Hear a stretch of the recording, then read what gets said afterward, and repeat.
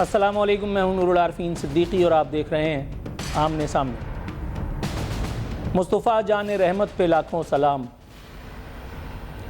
شمع بزم ہدایت پہ لاکھوں سلام۔ جس سہانی گھڑی چمکا طیبہ کا چاند، اس دل افروز ساعت پہ لاکھوں سلام۔ لاکھوں کروڑوں درود نبی مہربان حضرت محمد مصطفیٰ صلی اللہ علیہ وآلہ وسلم اور ان کی آل پر، کہ جن کے نالین کی خاک اگر مل جائے تو انسان کے لیے وہی بہت ہے۔ 12 ربیع الاول کی مقدس ساعت ٹیکنیکلی اس وقت آ چکی ہے۔ ہم 12 ربیع الاول کے دن آج آپ سے مخاطب ہیں۔ مقصد آج 12 ربیع الاول کے دن آپ سے کچھ خصوصی گفتگو کرنا ہے۔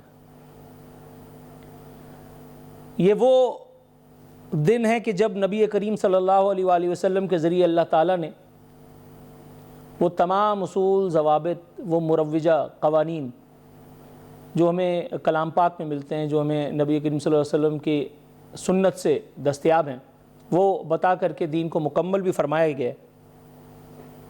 لیکن اس کے باوجود ایک انتہائی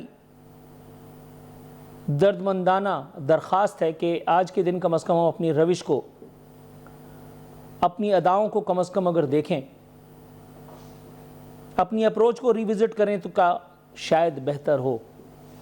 پروگرام کے آغاز میں ہی سب سے پہلے میں اپنے تمام ناظرین کی انورٹڈ کاماز میں دل آزاری کے لیے، اگر تو وہ ہو جائے، معذرت خواہ ہوں، لیکن آج کے اس دن میں میرا جھوٹ بولنے یا مصلحت برتنے کا قطعی کسی قسم کا کوئی ارادہ نہیں۔ میں جو کچھ بولوں گا اللہ کو حاضر و ناظر جان کر کے بولوں گا، اور وہ بولوں گا جس کے لیے کسی ثبوت کی ضرورت نہیں، جس کی تاریخ ہماری پاکستان کی تاریخ گواہ ہے۔ میرا وطن، جہاں میرے اجداد کی ہڈیاں دفن ہیں، جو میرے بچوں کا، میری اگلی نسلوں کا آشیانہ ہے، بدقسمتی سے نبی مہربان حضرت محمد مصطفیٰ صلی اللہ علیہ وآلہ وسلم کی تعلیمات اور اللہ رب العزت کے احکامات کے برخلاف، اس کے عین برعکس ایک تجربہ گاہ بنا دیا گیا ہے۔ ایک ایسی تجربہ گاہ جہاں اس قسم کے تجربے ہم نے پچھلے 78 سالوں میں، 70 سالوں میں کیے ہیں، جن کی نہ عقل اجازت دیتی ہے اور نہ انسان کو ان تجربات کا جو ہے وہ کبھی ان کو کمٹ کرنا چاہیے تھا۔ لیکن جو ایک انفارچونیٹ ریالٹی ہے وہ یہ کہ یہ تجربات ہوئے بھی، اور آج آزادی کے اتنے برس بعد ہم ان تجربات کو بھگتنے پر مجبور بھی ہیں۔ مسجد میں دعا کرائی جا رہی تھی۔ دعا میں لوگوں نے بڑے جوش و خروش سے حصہ بھی لیا۔ امام صاحب نے جیسے ہی کہا، یا اللہ تعالیٰ ہمیں نیک دل، عالی خصلت حکمراں عطا فرما، لوگوں نے بہت زور زور سے آمین آمین کہا، اور میں اس وقت سے ہی مختلف قسم کی سوچوں میں غلطاں اور پیشہ ہوں۔ میں یہ سوچ رہا ہوں کہ یہ اس معاشرے کی بات ہے کہ جہاں بے عمل لوگ میرے جیسے اور ٹیپو سلطان اور سلطان صلاح الدین جیسے عادل نیک حکمرانوں کے انتظار میں ہیں۔ کیا ٹیکنیکلی ایسا ممکن ہے؟ تو پھر کیوں کہا گیا تھا کہ خدا نے آج تک اس قوم کی حالت نہیں بدلی، نہ ہو جس کو خیال آپ اپنی حالت کے بدلنے کا؟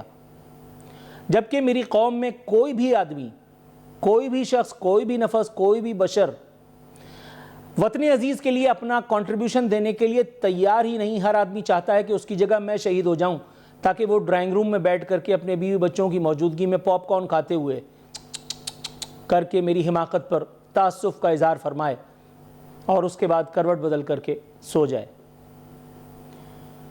ہر آدمی نے محض یہ سوال پوچھنے کو کیوں وتیرہ بنا لیا ہے کہ ہمارے حالات کب سدھریں گے؟ حالات کے سدھرنے دینے کے منتظر اگر آپ ہوتے تو آپ ان حالات کو سدھارنے کے لیے خود ایک پریشر گروپ نہ بن جاتے؟ وہ پریشر گروپ جو حکومتوں کو چلاتا ہے. آپ کے انگوٹھے حکومتیں بنانے کے کسی وقت کام تو ضرور آتے ہوں گے. اب تو خیر اللہ کا شکر ہے معاملات کہیں اس سے بھی آگے کے ہیں, لیکن اس کے باوجود آپ کی حالت, میری حالت, ہماری حالت, ہمارے اس دیش کی حالت جو ہو چکی ہے کون نہیں جانتا. ہم حکمرانوں کو اس وقت کوسیں کہ جب ہم خود دودھ میں ملاوٹ نہ کریں. معصوم بچوں کے دودھ میں کیمیکل اور پانی ملانا کیا ہمارا وتیرہ نہیں ہے؟ کیا ادویات میں جال سازی کرنا ہمارا شیوا, ہمارا چلن نہیں بن چکا؟ جان بچانے والی ادویات تک کو ہم نے نہیں بخشا, نہیں چھوڑا. اور اللہ معاف کرے معاذ اللہ, اس کار جہل میں جس لیول پہ جس قماش کے لوگ انوالو ہیں, آپ اس کا تصور یقیناً کر سکتے ہیں, کیونکہ آپ بھی اسی دیش کے باسی ہیں. یہاں حال یہ ہے کہ ہم قانون کی حکمرانی, ریاست, ان ساری چیزوں کا بخان تو ضرور کرتے ہیں, لیکن عملی طور پہ ہمیں اس قسم کی کوئی چڑیا کبھی پر مارتی ہوئی نظر نہیں آتی ہے. کچھ عرصے پہلے میں نے ایک خبر پڑھی اور سن کر کے میں ششدر رہ گیا. وہ خبر پڑھ کر کے ایک غریب ریڑھی بان کو اسلام آباد میں شاہ فیصل مسجد کے آس پاس ایک خوانچہ لگائے دیکھ کر کے اس کو گرفتار کر کے لے جایا گیا, اور اس کے بعد اس کو باقاعدہ سلاخوں کے پیچھے دھکیل کر کے ہم نے قانون کی, ریاست کی ریٹ کو بحال کیا. آج بھی آپ کسی سوشل میڈیا پہ جائزہ لیں, کسی ویب سائٹ پہ چلے جائیں, کسی نئے S H O, commissioner, assistant commissioner, فلانے کی آمد کا جب پتہ کرنا ہوتا ہے, تو آپ وہ جو تجاوزات کے خلاف سو کالڈ آپریشن نامی ایک جہل ہوتا ہے جس میں صرف غریبوں کے مسکن گرائے جاتے ہیں, ان کی دکانیں, ان کی چھابڑیاں تلپٹ کر دی جاتی ہیں, آپ کو قانون صرف وہاں رقصاں نظر آتا ہے. لیکن جب بات آتی ہے خواص کے آشیانوں کی, تو وہاں بنی گالا کا مسکن ریگولرائز کر دیا جاتا ہے. وہاں ہیوی مشینری نسلہ ٹاور کو منہدم کر دیتی ہے. وہاں ایک شخص کہتا ہے کہ نسلہ ٹاور پہ بم لگانا پڑے, بم لگاؤ, لیکن اس عمارت کو گراؤ. جیسے اس ملک میں باقی ساری عمارتیں سب لیگل تھیں. جمشید کوارٹر کی طرف نظر اڑتی ہے جب بھی تجاوزات کی ہم بات کرتے ہیں, لیکن کلفٹن میں بلاول ہاؤس کے آس پاس مجال نہیں ہے کہ کوئی دم بھی مار سکے. اور پھر ہم بات کرتے ہیں کہ ریاست کی ریٹ کو چیلنج کر دیا گیا. یہاں نظام جو ہے وہ ملک ریاضوں کے آگے پیچھے ہاتھ باندھ کر کے غلاموں کی طرح سے چلتا رہا, یہاں تک کہ ملک ریاض کے دل کی تمام حسرتیں ہم پوری کر چکے. کوئی نہیں تھا جو ملک ریاض سے بے فیض رہا ہو. کون ہے کہ جس نے اس سے استفادہ نہ کیا؟ ملک ریاض کا آپ اسکیل دیکھیں تو اس نے دنیا کی سب سے بڑی مسجد بھی بنائی. اس نے امام کعبہ کو اس مسجد کے افتتاح کے لیے بھی بلایا. لیکن اگر مجھ جیسا بے عمل طالب علم یہ پوچھنے کی جسارت کرے تو سب ہاتھ دھو کر کے میرے پیچھے پڑ جائیں گے. اگر میں پوچھوں کہ کیا حرام کی کمائی سے بنائی ہوئی مسجد میں نماز ہو جاتی ہے, تو میرے دفتر کے باہر آ کر کے کچھ لوگ دھرنا دے کر کے مجھے مذہب دشمن ثابت کرنے پر تل جائیں گے کہ جیسے یہی وقت کی اہم ترین ضرورت ہے. کیا جو کچھ میں کہہ رہا ہوں نبی کریم صلی اللہ علیہ وسلم کی تعلیمات اس کو ثابت نہیں کرتی؟ کیا اللہ رب العزت نے یہ بات واضح طور پر نہیں بتا دی؟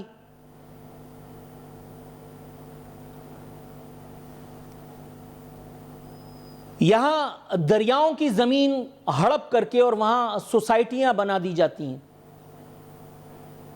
اور پھر جب دست قدرت حرکت میں آتا ہے تو اس کے بعد کچھ علیم خان اپیئر ہو کر کے اور صفائیاں پیش کر رہے ہوتے ہیں.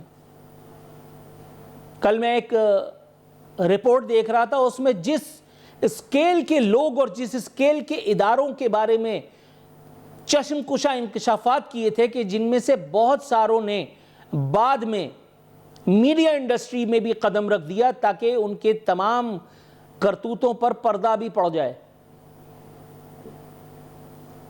مگر مجال آزادی اظہار کا کوئی مغنی اس طرف سوچنے کی گستاخی ہی کرے.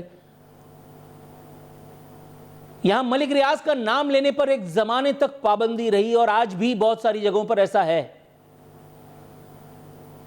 ریئل اسٹیٹ یا پراپرٹی ٹائکون کہہ کر کے جان چھڑائی جاتی تھی اور کوئی نہیں تھا جو اس کا ہاتھ روک سکے. اس لیے ایک طرف اس کے پاس ریٹائرڈ افسران کی ایک فوج ظفر موج تھی جو اپنی سکلز اس کو فروخت کیے بیٹھے تھے, اور دوسری طرف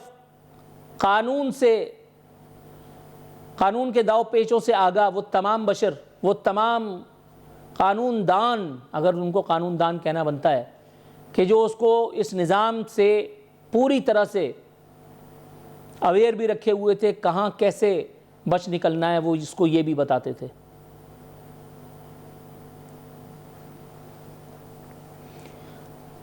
اس جگہ بیٹھ کر کے میں آپ سے نہایت دکھی دل کے ساتھ آج کی اس اہم ترین ساعت میں یہ بات کر رہا ہوں کہ جب یہ بات کرنا بنتی نہیں, لیکن اگر آج نہ کروں تو پھر کب کروں.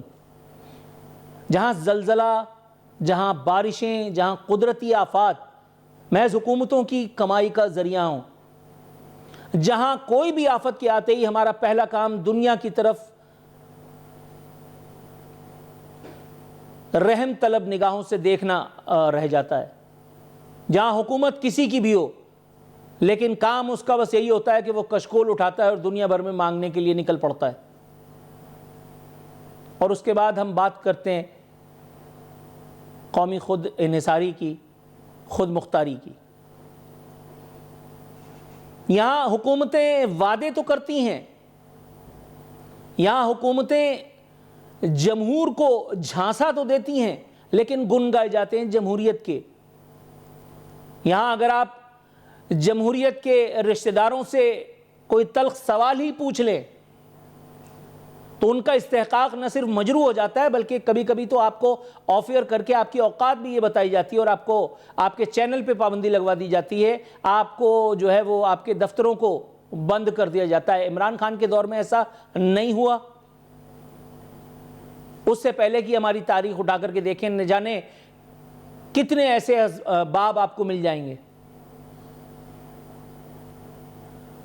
آزادی اظہار کے مغنیوں کی زبانیں محض مفادات کے تابع ہیں. ان کی کوشش اگر ہوتی ہے تو صرف یہ کہ ہاتھ اپنے گریبان تک نہ پہنچنے پائے. ریاستی رٹ ہو یا اداروں کی حرمت, اس کی توقیر کا خیال کرنا یہاں کسی کے لیے ضروری نہیں, اہم نہیں. یہاں بیٹھ کر کے اور حقیقی آزادی اور انقلاب اور نہ جانے کون کون سی فصلیں ٹیلی ویژن چینلز پہ کاٹی گئیں. کیا ایسا نہیں ہوا؟ کیا ہماری تاریخ کو جھٹلانا کسی کے لیے ممکن ہے؟ لیکن پھر جب ریاست حرکت میں آتی ہے تو پھر آزادی اظہار کے مغنی گلا پھاڑ پھاڑ کے پیکا قوانین کے جو ہے وہ انورٹڈ کاماز میں فیوز و برکات کے خلاف تقاریر فرماتے ہیں.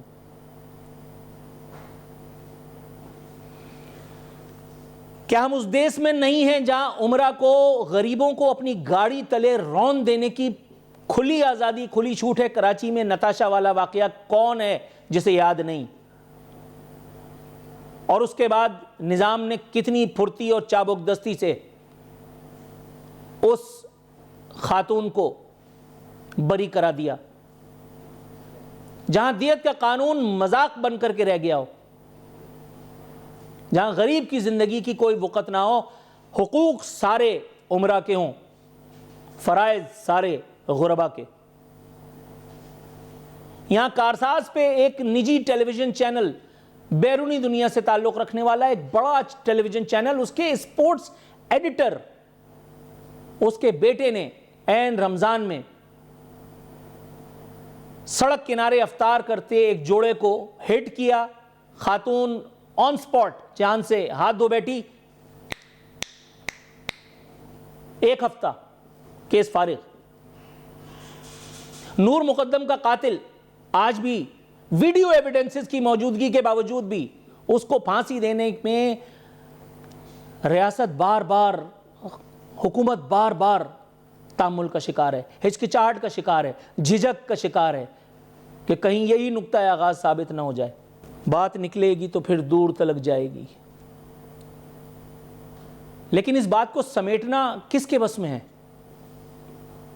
یہاں 5th جنریشن وارفیئر کے نام پر سوشل میڈیا کو شتر بے مہار کی طرح سے یوں عام فرما دیا گیا کہ آج اس کی سو کالڈ آزادی کو سلب کرنا تو چھوڑیے, کچھ حدود, قیود, کچھ ضوابط میں اس کو لانا, اس کے تابع کرنا حکومت اور ریاست دونوں کے لیے درد سر بنا ہوا ہے. جہاں موبائل فون اٹھا کر کے کوئی بھی آدمی کسی بھی لیول پہ کسی بھی قسم کی دہشت گردی کا ارتکاب کر سکتا ہے, قطع نظر اس کے کہ وہ ریاستی مفادات کے پرخچے اڑا رہا ہے یا حکومتی احکامات کے, کوئی نہیں جو اس پر ہاتھ ڈالے. اور اس کو پتا ہے کہ اگر کسی نے ہاتھ ڈالا بھی تو اس وقت تک تو میں کہیں پہنچ جاؤں گا. کیا عمران ریاضوں سے ہم ناواقف ہیں؟ ان کے اندر ہوا بھر کر کے ان کو اتنا بڑا کر دیا گیا, اور اس کے بعد جب ان کی زبان کھلی تو آج تک وہ زبان دیکھ لیے, اغیار کے لیے تو وہ زبان کھلتی ہے, دنیا بھر میں پاکستان کی رسوائی کا سامان کرنے کے لیے. کچھ مجھے ان کو غدار کہنے میں کسی قسم کا تعامل نہ کل تھا نہ آج ہے. میں نے کل بھی یہی کہا تھا اپنے پچھلے چینل پہ اپنی جاب میں, جس کے کانسیکوینسز تھے اور میں نے بھگتے, اور اس کے بعد اپنے ویلاگز میں, اپنے یوٹیوب چینل عارفین نامہ پہ, اور آج بھی میں یہی کر رہا ہوں کیونکہ جو اس وقت صحیح تھا وہی تو آج بھی صحیح ہے اور وہی آگے بھی صحیح ہوگا, اور جو اس وقت غلط تھا وہ آج بھی غلط ہے اور وہ آگے بھی غلط ہوگا. صحیح اور غلط میرے رب نے, نبی کریم صلی اللہ علیہ وآلہ وسلم تو بتا گئے, تو پھر میں کون ہوتا ہوں اس میں ماڈریشن, اس میں امینڈمنٹ کرنے والا. بات ذرا ثقیل ہے, بات ذرا کڑوی ہے, لیکن اگر آج کے دن کی مناسبت سے ٹھنڈے دل کے ساتھ, تحمل کے ساتھ سوچیں گے تو مجھے وطن کا غدار سمجھنے کے بجائے وطن کا پاسبان نہ سمجھیں, ایک ہمدرد سمجھ کر کے میری گزارشات پر اگر غور کریں گے تو آپ کو سمجھ آ جائے گا کہ جو کچھ بھی میں نے کہا اس میں زیادہ تر سچ ہے. یہاں وقت ہوا ایک مختصر سے کمرشل بریک پہ جانے کا. بریک سے واپس آتے ہیں تو کچھ اور موضوعات ہیں جن کا احاطہ کریں گے.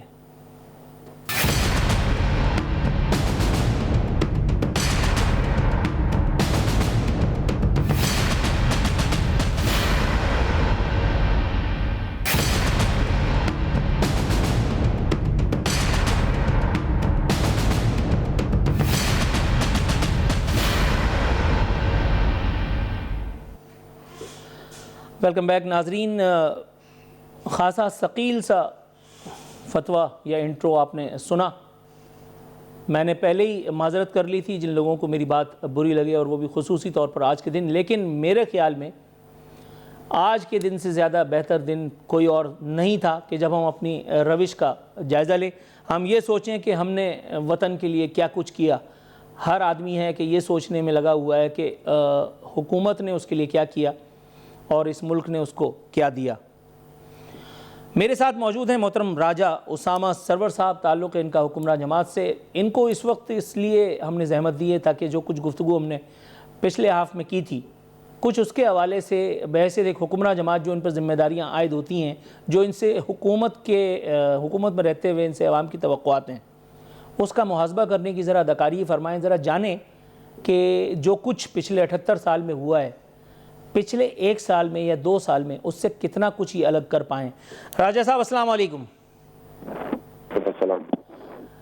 امید ہے مزاج آپ کے بخیر ہوں گے. سر ہم بڑے ایک سیریس موضوع پر ابھی بات کر کے اور وقفے پر گئے تھے. میں اختصار کے ساتھ بس آپ کو یہ بتا دوں کہ ہم نے یہ بات کی تھی کہ ہمارے پاکستان میں یہ چلن ایک بہت عام سا ہے کہ جہاں بے عمل مسلمان ہم جیسے جو ہیں ان کو صاحب کردار حکمراں چاہیے، ان کو ٹیپو سلطان اور صلاح الدین ایوبی چاہیے، جہاں ہماری حکومتوں کا کام محض جھوٹے وعدے کرنا ہو اور عوام سے زیادہ یعنی جمہور سے زیادہ ان کو جمہوریت کی فکر ہو، جہاں اگر ہم جمہوریت کے مغنیوں کو، آپ جیسے بلند پایا شخصیات کو اگر ان سے کوئی سوال پوچھ لیں تو اسے استحقاق پر حملہ گردانا جاتا ہے۔ حضور یہاں غریب ریڑھی بان کو تو سزا ملتی ہے، لیکن ملک ریاضوں پر ہاتھ ڈالنے کی جرت کسی کی نہیں ہوتی جب تک ان سے کام پورا نہ لے لیا جائے۔ یہاں راوی میں سوسائٹیاں بنانے پر کوئی نہیں جو علیم خانوں کا ہاتھ روکے، لیکن دوسروں پر تبرہ کرنے، طنز تان تشنیع کا موقع جانے دینے کے لیے کوئی تیار نہیں۔ حضور بڑا لمبا ٹاپک ہے، میں آپ سے یہ پوچھنے کی جسارت کرنا چاہتا ہوں، پچھلے عرصے میں جب سے آپ لوگ حکومت میں آئے ہیں آپ نے اس نظام کو بدلنے کی کس حد تک کوشش کی ہے؟ بالکل آپ کی جائز ہے جی بات۔ اس پاکستان کے نظام پہ ایک زمانے میں بہت زیادہ کوسچن مارکس تھے، بہت مشکلات ہم نے دیکھی، بہت کرپشن دیکھی، بہت نظام ایسے دیکھے جس پہ کوسچن مارکس تھے، مگر الحمدللہ پچھلے 1.5 سال میں ہم نے بہت بہترین کوشش کی اس پاکستان کا نظام بہتر کرنے کے لیے، اس پاکستان کو ایک بہتر ملک بنانے کے لیے، اس پاکستان میں ڈبل سٹینڈرڈز ختم کرنے کے لیے، اس پاکستان کی عوام کے لیے، جمہوریت کے لیے بات کرنے کے لیے۔ ہم لوگ لا اینڈ آرڈر کی بات کرتے رہے، ہم ٹیررزم کے خلاف بات کرتے رہے، ہم اکنامک اسٹیبلٹی کی بات کرتے رہے، ہم ڈفرینٹ ممالک کے ٹائز کی بات کرتے رہے۔ الحمدللہ ایک اسٹیبلٹی تو ضرور آئی۔ آپ کو یہ چیز ایس سی او کی کانفرنس میں نظر آئی ہوگی، یہ آپ کو ڈفرینٹ انوائرمنٹ کے چینجز میں نظر آئی ہوگی۔ سر اگر آپ مجھے قطع کلامی کی اجازت دیں تو میں آپ سے یہ عرض کروں کہ کل میں نے باقاعدہ ایک 20 منٹ کا پورا سیگمنٹ ان لوگوں کی توقعات کے عین برخلاف جو اس وقت حکومت پاکستان کی، نون لیگ کی، وزیر اعظم شہباز شریف کی اور ان کی ٹیم کی اس ایک اچیومنٹ کو جو براہ راست پاکستان اور پاکستانیوں کی اچیومنٹ تھی اس پر ایک مدلل، ایک مفصل قسم کا ایک سیگمنٹ کیا ہے۔ لیکن میرا سوال آپ سے یہ تھا حضور والا کہ یہ ساری اچیومنٹس اپنی جگہ ہیں، لیکن جن خرابیوں کی نشاندہی میں نے کی ہے، جہاں غریب ریڑھی بان کو جوتے مار کے سلاخ کے اندر پہنچا دیا جاتا ہے، لیکن ملک ریاضوں کے ہاتھ نہ صرف مضبوط کیے جاتے ہیں بلکہ ان کے گریبان پر ہاتھ ڈالتے ہوئے نظام کو فالج بھی ہو جاتا ہے۔ حضور اس سلسلے میں کوئی پیش رفت ہوئی ہے؟ آپ نے میرے خیال ہے اس سلسلے میں کچھ کیا ہے؟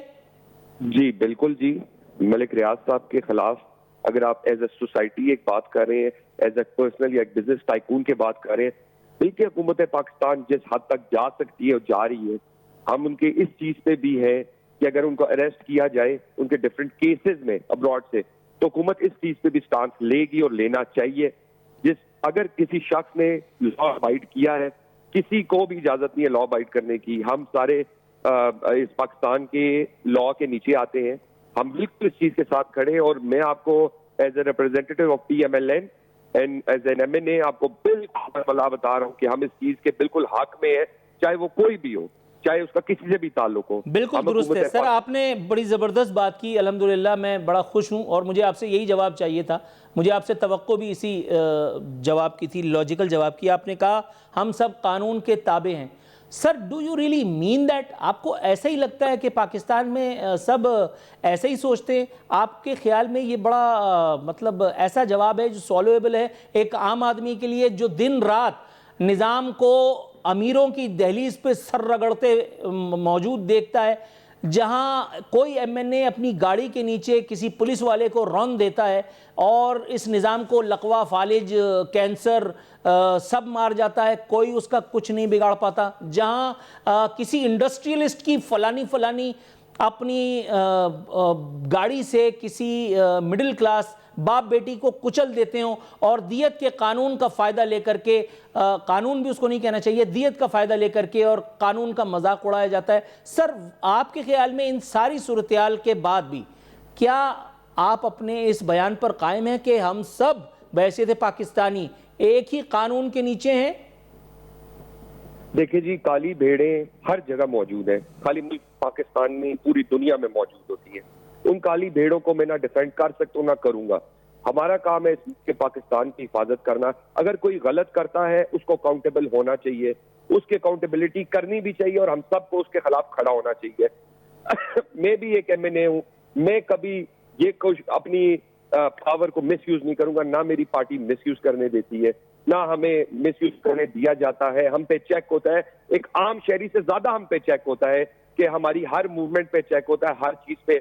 آپ نے جہاں تک بات کی بلڈ منی کی, دیکھیں جی یہ ایک قانون ہے, اس قانون پہ ہم ڈیبیٹ ضرور کر سکتے ہیں غلط ہے یا صحیح ہے, مگر یہ اگلے ان کے جو لوائقین ہوتے ہیں ان کی مرضی سے ہوتا ہے, کوئی زور زبردستی نہیں ہوتا.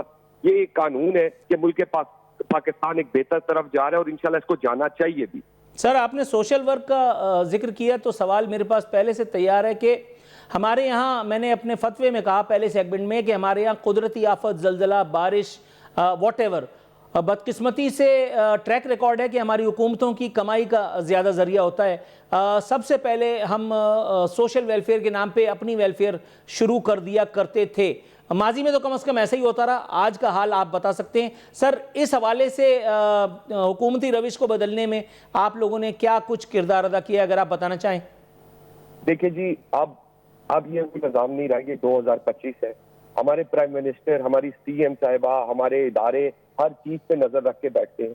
الحمدللہ ایک ایک چیز آن فائل ہوتی ہے, ایک ایک چیز آن پیپر ہوتی ہے, ایک ایک چیز آن میرٹ ہوتی ہے. میں آپ کو اس دن عرض کر رہا ہوں, جہاں جو ادارہ کام کر رہا ہے وہ اپنے MNAs, MPAs, DCs, ACs, rescue 1122, army کے ادارے سارے مل جل کے کر رہے ہیں. اس میں اگر کوئی کہے کہ اس میں گڑبڑ ہو رہی ہے, یہ زیادتی ہے. جب آل آؤٹ جا رہے ہیں, میں تو یہ چاہتا تھا اس سے ہر جماعت کو اپنا انپوٹ دینا چاہیے اور مل جل کے کرنا چاہیے, کیونکہ اس میں کوئی سیاست نہیں ہے. اس میں لوگوں کی جانوں کی بات ہے, لوگوں کی ایمانتوں کی بات ہے, لوگوں کی پراپرٹیز انوالوڈ ہے, لوگوں کی جان جن کی بات ہے. ہم لوگ کو اس پہ کھڑے ہونا چاہیے اور بات کرنی چاہیے. الحمدللہ گورنمنٹ پاکستان اس ٹائم میاں محمد نواز شریف صاحب اور میاں محمد شہباز شریف صاحب کی قیادت سے ہم لوگ الحمدللہ ایک نظام چینج کر رہے ہیں, اور ایک پیلر آ رہا ہے کہ ملک پاکستان ایک بہتر طرف جا رہا ہے. اور انشاءاللہ یہ آپ دیکھیں گے, یہ 3 سال آگے جو ہمارے انشاءاللہ یہ پورے ہونے دیں, آپ ایک ملک پاکستان ایک بہتر سٹیج پہ نظر آئے گا انشاءاللہ. اللہ کرے آپ کی یہ پیشن گوئی درست ثابت ہو. سر آپ کی ہمارے سوالات کو خندہ پیشانی سے قبول کرنے کا میں انتہائی مشکور ہوں. آپ نے ہمیں وقت سے نوازا, میں اس کے لیے بھی شکریہ ادا کرتا ہوں. بہت بہت شکریہ.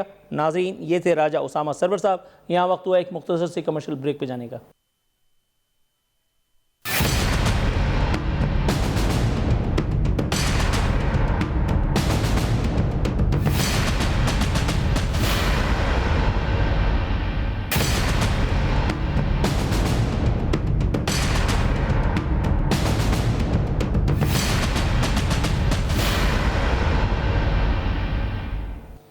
ویلکم بیک ناظرین. پروگرام میں آخری سیگمنٹ میں ہم آپ پہنچے ہیں. سم اپ کرتے ہیں بس. اب جو کچھ بھی گفتگو ہوئی, جو ایک چلن پاکستان میں پچھلے 70-78 سالوں سے رائج تھا, جس کا میں نے احاطہ کرنے کی کوشش کی اپنے انٹرو میں, اسی حوالے سے سوالات تھے. سوالات یقیناً تلخ تھے, لیکن نہایت خندہ پیشانی کے ساتھ حکمراں جماعت سے تعلق رکھنے والے راجہ اسامہ سرور صاحب نے ان کو جھیلا اور ان کا جواب دیا. جوابات کس حد تک قابل قبول ہیں اس کا فیصلہ تو آپ نے کرنا ہے, لیکن میں ایک مرتبہ پھر راویان روایت کو, واقفان حال کو, صاحبان اقتدار طبقے کو, وہ جو موورز اینڈ شیکرز ہیں اس نظام کے, وہ جو ڈیسیجن میکرز ہیں, میں ان سے دست بستہ گزارش ہی کر سکتا ہوں کہ حضور والا, میں نے جو کچھ کہا وہ یقیناً شاید اس میں بیان میں, میرے انداز میں شاید کوئی خامی رہی ہو, لیکن اگر آپ میرے انداز کو چھوڑ کر کے, اگر آپ میرے اطوار پر سے اس سے انحراف کر کے, اگر آپ میرے اٹھائے گئے سوالات پر توجہ دیں گے, تو یقیناً اس کے پیچھے آپ کو میرا جذبہ حب الوطنی ہی ملے گا. آپ کو میری ملک دشمنی کا ثبوت انشاءاللہ تعالی ڈھونڈے سے بھی نہیں ملے گا. میں صرف ایک بات کے لیے کوشاں ہوں, ایک بات کی کوشش کر رہا ہوں کہ اپنے تئیں, اپنے ملک کے لیے کچھ کنٹریبیوٹ کر سکوں, اس پوزیشن سے فائدہ اٹھا کر جو اللہ رب العزت نے میرے گناہوں سے قطع نظر مجھے عطا فرمائی ہے.